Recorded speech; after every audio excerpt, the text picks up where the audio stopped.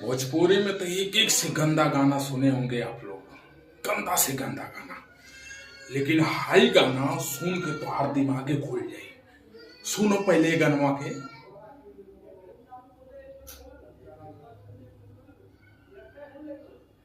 सुन लेगा।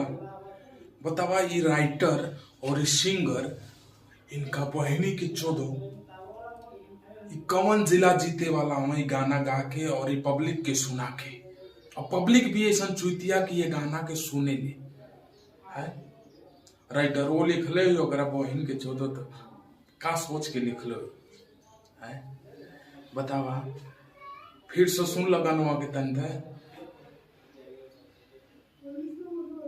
देख ला गाना का बोल कितना तगड़ा बा। और एक पर जो एक्टर बा लड़की, ये गाना के कहले बहुत बढ़िया गाना बा।